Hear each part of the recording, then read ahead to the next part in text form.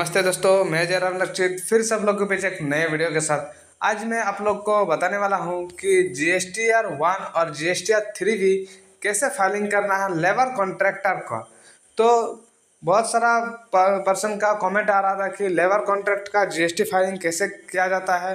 तो कमेंट के लिए मैं एक और वीडियो लाया हूं जो लेबर कॉन्ट्रैक्ट का GST फाइलिंग मैं लाइव करके दिखाने वाला हूं। तो वीडियो में लास्ट तक बने रहिए। चलिए मैं वीडियो को शुरू करता हूं। वीडियो शुरू करने से पहले यदि वीडियो को अच्छा लगे तो वीडियो को एक लाइक जरूर से कर दीजिएगा। चैनल में नए हैं तो चैनल को सब्सक्राइब करके बेल आइकन पर ऑल प्रेस कर दीजिएगा ताकि इसी तरह इन्फॉर्मेशन वीडियो सबसे पहले आप तक पहुंचे। चलिए मैं वीडियो को शुरू करता हूं। सबसे पहले आपको GST पोर्टल पर लॉगिन कर लेना होगा। उसके बाद यहाँ पर आपको डैशबोर्ड मिल जाएगा, तो कंटिन्यू टू डैशबोर्ड पर आपको क्लिक कर देना होगा। उसके बाद आपका GST का डैशबोर्ड यहाँ पर ओपन हो जाएगा। यहाँ पर आपका शो हो जाएगा फाइलिंग रिटर्न और पे टैक्स। तो यहाँ पर पे टैक्स अभी नहीं करना है, सिंपली आपको फाइलिंग रिटर्न पर क्लिक कर देना होगा। जैसे ही फाइलिंग रिटर्न पर आप क्लिक कीजिएगा उसके बाद आपके सामने आ जाएगा पीरियड सेलेक्ट करने का। तो यहाँ पर आपका जो भी मंथ का आप फाइलिंग करना चाहते हैं तो यहाँ पर सिंपली आपको उस मंथ को सेलेक्ट कर लेना होगा। तो पीरियड यहाँ पर आप सेलेक्ट कर लीजिएगा। उसके बाद सिंपली आप सर्च पर क्लिक कर दीजिएगा। तो जैसे ही सर्च पर आप क्लिक कीजिएगा तो उसके बाद आपको कुछ इस तरह इंटरफेस ओपन हो जाएगा। यहाँ पर आपका पूछा जा रहा है कि कौन सा फाइलिंग करना है, GSTR 1 या GSTR 3। तो सबसे पहले GSTR 1 होता है, तो GSTR 1 पर क्लिक कर देना होगा। GSTR 1 पर जैसे ही क्लिक कीजिएगा आपके सामने कुछ इस तरह इंटरफेस ओपन होगा। यहाँ पर आपको मिल जाएगा GSTR 1 का सारा डाटा, यानी कि सेल डाटा आपको यहाँ पर पुटअप करने का ऑप्शन सारा मिल जाएगा। तो सेल डाटा फिलअप करने के लिए आपको एक बिल बनाना पड़ेगा। तो मैं यहाँ पर आपको दिखा देता हूँ कि इस तरह आपको सिविल वर्क बोल के आपको यहाँ पर बिल बनाना पड़ेगा। जितना भी आपका लेबर का चार्ज हो रहा है प्लस उसका GST जोड़ के आपको एक बिल बनाना पड़ेगा। तो इसी बिल के मुताबिक आपका जो GST रिटर्न जाएगा। सिंपली आपको आ जाना है, यहाँ पर B2B पर क्लिक कर देना होगा। उसके बाद यहाँ पर आपको मिल जाएगा ऐड ऑप्शन पर, तो ऐड पर आपको सिंपली क्लिक कर देना होगा। यहाँ पर आपको मिल जाएगा ऐड रिकॉर्ड, तो सिंपली आपको ऐड रिकॉर्ड पर क्लिक कर देना होगा।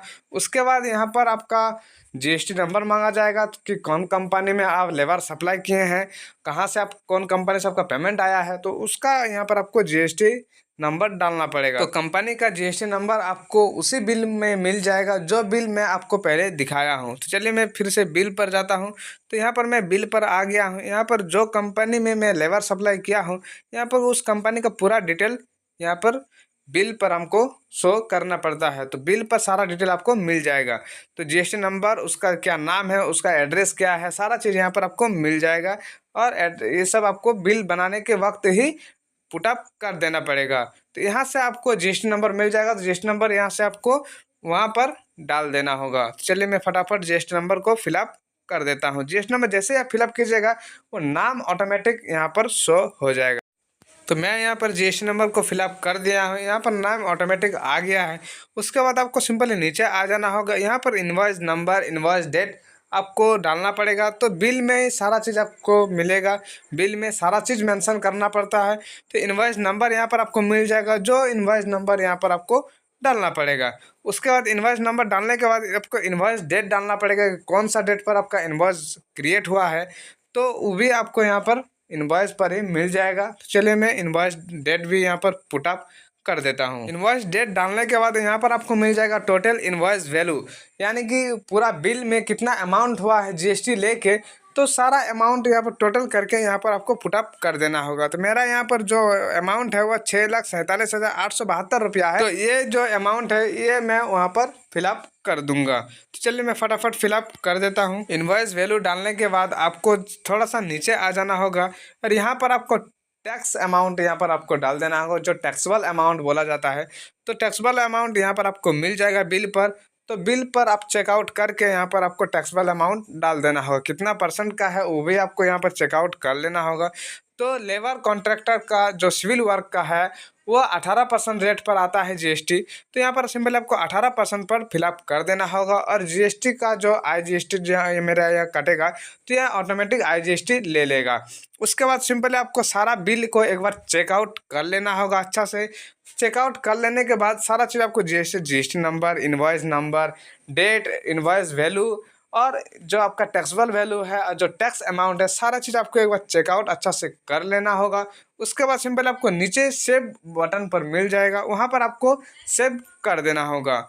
तो मैं यहाँ पर अच्छा से चेकआउट कर दिया हूँ, नीचे मैं आके सेव कर दूंगा। मैं यहाँ पर इनवॉइस को सेव कर दिया हूँ। यहाँ पर बोला जा रहा है कि यदि आपका और इसी जीएसटी नंबर पर और इनवॉइस है तो आप यहाँ पर फिलअप कर सकते हैं, नहीं तो बैक पर क्लिक कर देना होगा आपको। तो मेरा और नहीं है तो मैं यहाँ पर बैक पर क्लिक कर देता हूँ। उसके बाद यहाँ पर आपका शो हो जाएगा कि ये कंपनी है, ये जी उसका जीएसटी नंबर है और एक तो बिल आप ऐड किए हैं, ठीक है। उसके बाद आपको फिर से बैक पर क्लिक कर देना होगा, फिर से आपको आ जाना होगा ऐड रिकॉर्ड पर।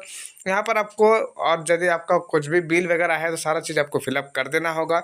B2C का यहाँ पर लेबर कॉन्ट्रैक्ट का बिल नहीं रहता है, तो सिंपली आपको डॉक्यूमेंट इशू पर आ जाना होगा और डॉक्यूमेंट इशू पर आके इनवॉइस नंबर आप जो डाले हैं वो इनवॉइस नंबर का यहाँ पर आपको विवरण देना पड़ेगा कि आप कितना इनवॉइस काटे हैं। तो मैं एक ही इनवॉइस काटा हूँ तो मैं इनवॉइस नंबर यहाँ पर फिलअप कर दूंगा। जो इनवॉइस नंबर मेरा बिल में है वही इनवॉइस नंबर में मुझे यहाँ भी फिलअप करना पड़ेगा। तो एक इनवॉइस है तो मैं वही इनवॉइस नंबर को फ्रॉम और टू दोनों में फिलअप कर दूंगा। उसके बाद टोटल इनवॉइस पर 1 डाल दूंगा और कैंसिलेशन मेरा हुआ नहीं है तो मैं कैंसिलेशन पर 0 फिलअप कर दूंगा। उसके बाद सिंपली सेव कर दूंगा। उसके बाद फिर से आपको आ जाना होगा GSTR रिटर्न पर। यहाँ पर आपको सारा चीज़ फिलअप हो जाएगा अच्छा से। और भी यदि आपका कुछ भी अदर कुछ सेल वगैरह है तो यहाँ पर आप उसको डाल सकते हैं, नहीं है तो जनरेट समरी पर क्लिक कर देना होगा। जैसे ही जनरेट समरी पर क्लिक कीजिएगा आपके यहाँ पर जनरेट समरी सक्सेसफुल हो जाएगा। उसके बाद सिंपल आपको रिफ्रेश एक बार कर लेना होगा। रिफ्रेश करने के बाद यहाँ पर आपको फिर से नीचे आ जाना होगा और प्रोसीड टू स्टेटमेंट पर क्लिक कर देना होगा। जैसे ये प्रोसीड टू स्टेटमेंट पर क्लिक करते हैं आपके सामने कुछ इस तरह इंटरफेस ओपन हो जाएगा। तो यहाँ पर भी आपका जो बिल का अमाउंट है और बिल का जो टैक्स अमाउंट है सारा चीज़ यहाँ पर मिल जाएगा। तो यहाँ पर भी आप एक बार चेक कर सकते हैं। तो मैं सारा चीज़ सही फिलअप किया हूँ तो मैं यहाँ पर नहीं भी चेक करूँगा तो चलेगा। यदि आपका कुछ डाउट है तो आप यहाँ पर भी चेकआउट कर सकते हैं। सिंपल आपको नीचे आ जाना होगा। नीचे आने के बाद यहाँ पर आपको मिल जाएगा फाइल स्टेटमेंट, तो उस पर सिंपल आपको क्लिक कर देना होगा। उसके बाद आपके सामने कुछ इस तरह इंटरफेस ओपन हो जाएगा। यहाँ पर आपको सिंपली चेकबॉक्स पर क्लिक कर देना होगा और सिग्नेचरी अथॉरिटी पर आपको सिंपली सेलेक्ट कर लेना होगा। जो प्रोप्राइटर आपका है या पार्टनरशिप फर्म है तो वहाँ पर सेलेक्ट कर लेना होगा। उसके बाद EVC पर आपको क्लिक कर देना होगा। एक OTP आएगा मेल और मोबाइल नंबर पर, दोनों पर OTP आएगा। तो दोनों में से कोई भी एक OTP आपको यहाँ पर पुटअप कर देना होगा। तो मेरा पास मेल है तो मेल में खोल के रखा हूँ पहले से ही, तो यहाँ पर OTP आ गया है। सिंपली कॉपी कर लेते हैं OTP को और सिंपली यहाँ पर पेस्ट कर देंगे। उसके बाद सिंपली वेरीफाई पर क्लिक कर देंगे। तो यहाँ पर मेरा GSTR 1 फाइलिंग हो गया है। तो आप GSTR 1 फाइलिंग करना सीख गए होंगे सिविल वर्कर यानी कि लेबर कॉन्ट्रैक्टर का। तो इसी तरह आप भी अपना लेबर कॉन्ट्रैक्टर का GST फाइलिंग कर सकते हैं। तो चलिए मैं इसी वीडियो में आपको 3B भी बताने वाला हूं। तो सबसे पहले आपको रिटर्न पर क्लिक कर देना होगा। उसके बाद आपको यहाँ पर मिल जाएगा GST का डैशबोर्ड। उसके बाद यहाँ पर आपको मिल जाएगा फाइल रिटर्न्स पर, उसमें आपको सिंपली क्लिक कर देना होगा। उसके बाद आपको फिर से उसी तरह पीरियड सेलेक्ट कर लेना होगा और सर्च पर क्लिक कर देना होगा। जैसे आप पीरियड सेलेक्ट करने के बाद सर्च पर क्लिक करते हैं आपके सामने इस तरह ऑप्शन आ जाएगा। यहाँ पर आपको GSTR 3B ऑप्शन में मिल जाएगा, तो उस पर आपको सिंपली क्लिक कर देना होगा। उसके बाद आपके सामने कुछ इस तरह इंटरफेस ओपन हो जाएगा। यहाँ पर सिंपल आपको इसको क्लोज कर देना होगा। जैसे ही आप क्लोज करते हैं आपके सामने इस तरह इंटरफेस ओपन होगा। यहाँ पर आपका जो भी आप सेल डाले हैं वो सेल यहाँ पर आपको मिल जाएगा। तो यहाँ पर आप जो बिल है आपका वो भी आप यहाँ पर चेक कर सकते हैं कि कितना आप टैक्स अमाउंट डाले हैं, कितना आप टैक्सेबल अमाउंट डाले हैं। तो सारा चीज़ आपको एक बार चेकआउट कर लीजिएगा। तो मैं यहाँ पर चेकआउट कर लेता हूँ। उसके बाद सिंपली कन्फर्म पर क्लिक कर देंगे। तो कन्फर्म पर क्लिक करने के बाद आपके सामने इस तरह इंटरफेस ओपन हो जाएगा फिर से। उसके बाद सिंपली जो भी आप डाटा डाले हैं सारा चीज़ चेकआउट करके सिंपली सेव पर क्लिक कर देना होगा आपको। तो सेव पर क्लिक करने के बाद ये सारा डेटा आपका सेव हो जाएगा। उसके बाद आपको प्रोसीड का ऑप्शन मिल जाएगा। तो चलिए मैं सेव पर क्लिक कर देता हूँ। तो मैं यहाँ पर सारा डेटा को सेव कर लिया हूँ। सिंपली प्रोसीड टू पेमेंट पर क्लिक कर देना होगा। उसके बाद आपको यहाँ पर कुछ इस तरह इंटरफेस ओपन हो जाएगा। यहाँ पर जितना भी आपका टैक्स अमाउंट डाले हैं तो यहाँ पर आपका उस टैक्स को पेमेंट करना पड़ेगा। सारा चीज़ आपको एक बार चेकआउट यहाँ से कर लेना होगा और मेक पेमेंट पर क्लिक कर देना होगा। उसके बाद सिंपली आपको वार्निंग का एक मैसेज आएगा, उस पर आपको सिंपली येस पर प्रेस कर देना होगा। तो ये रिडायरेक्ट कर देगा आपको चालान का पोर्टल पर। तो चालान का पोर्टल यहाँ पर आपका ओपन हो जाएगा। यहाँ पर आपको पूछा जा रहा है कि कैसे आप पेमेंट कीजिएगा, कौन सा मोड में कीजिएगा। तो यहाँ पर 3 मोड आपको मिल जाएगा। 3 मोड पर यहाँ पर आपको कोई भी मोड आपको सेलेक्ट करके पेमेंट करना पड़ेगा। तो चलिए मैं पेमेंट का मोड को सेलेक्ट करके आपको बता देता हूँ। सिंपल आपको नीचे थोड़ा सा आ जाना होगा और नीचे आके आपको यहाँ पर पेमेंट का मोड सेलेक्ट कर लेना होगा। तो यहाँ पर आपको 3 ऑप्शन मिलेगा। एक ई पेमेंट पर मिल जाएगा आपको, एक ओवर द काउंटर मिल जाएगा और एक NFT RTGS मिल जाएगा। तो तीनों में से कोई भी एक सेलेक्ट करना होगा। तो मैं ई पेमेंट पर क्लिक कर दिया हूँ। मैं ई पेमेंट पर क्लिक करूँगा। ई पेमेंट पर क्लिक करने के बाद यहाँ पर आपको 4 ऑप्शन मिलेगा। तो मैं इंटरनेट बैंकिंग से पेमेंट करूँगा। तो मैं इंटरनेट बैंकिंग को सिलेक्ट कर लिया हूँ। उसके बाद बैंक को चूज़ करना पड़ेगा। बैंक चूज़ करके आपको टर्म्स कंडीशन को एग्री करना पड़ेगा। उसके बाद मेक पेमेंट पर आपको क्लिक कर देना होगा। उसके बाद आपका जो भी बैंक का इंटरनेट बैंकिंग है उसमें आपको रिडायरेक्ट कर देगा उस पोर्टल पर। तो वहाँ पर आपको ID पासवर्ड डाल के अपना पेमेंट कर लेना होगा। तो चलिए मैं फटाफट पेमेंट कर लेता हूँ। तो जैसे आपके पास पेमेंट सक्सेसफुल हो जाएगा, यहाँ पर आपको व्यू रिसिप्ट मिल जाएगा।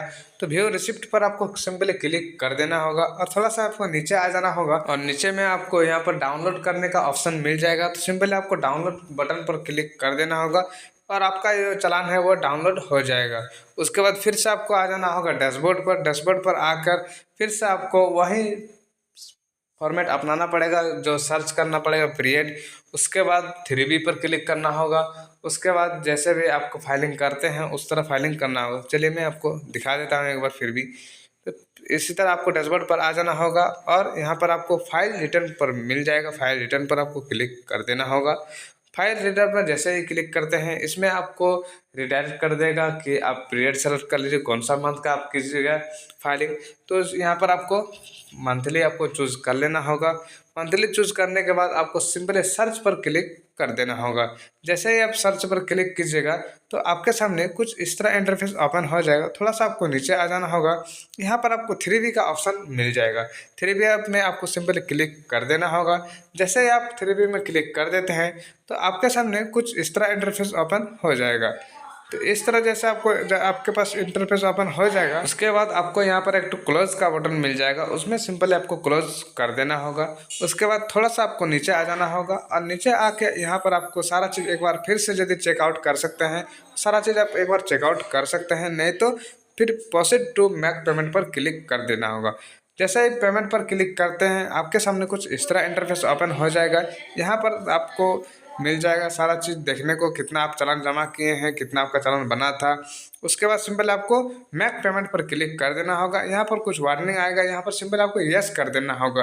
तो जो भी आपका जो चालान है ये ऑफसेट सक्सेसफुल हो जाएगा। उसके बाद सिंपल आपको ओके कर देना होगा। फिर से आपको नीचे आ जाना होगा और यहाँ पर पॉजिटिव फाइल आपको मिल जाएगा। तो यहाँ पर पॉजिटिव फाइल पर आपको क्लिक कर देना होगा। जैसे ही आप पॉजिटिव फाइल पर क्लिक करते हैं आपके सामने कुछ इस तरह इंटरफेस ओपन हो जाएगा।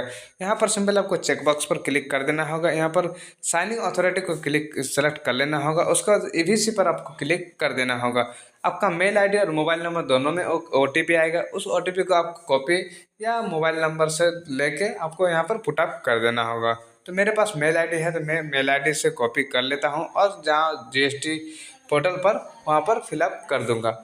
तो इसी तरह आपको अपना GSTR 3B और GSTR 1 फाइलिंग कर लेना होगा। आई होप इस वीडियो में आपको सारा चीज़ समझ में आ गया होगा। यदि इस वीडियो में आपको समझने में कुछ भी दिक्कत आया होगा तो कमेंट सेक्शन में आप कमेंट कर सकते हैं। कमेंट का रिप्लाई मैं जल्दी देने का कोशिश करूंगा। आशा करता हूँ इस वीडियो आपको अच्छा लगा होगा। यदि अच्छा लगा है तो वीडियो को एक लाइक जरूर से कर दीजिएगा। चैनल में नए हैं तो चैनल को सब्सक्राइब करके बेल आइकन पर ऑल प्रेस कर दीजिएगा ताकि इसी तरह इन्फॉर्मेशन वीडियो सबसे पहले आप तक पहुँचे। फिर मिलते हैं हम लोग नेक्स्ट वीडियो में। तब तक के लिए जय हिंद, वंदे मातरम। Thank you.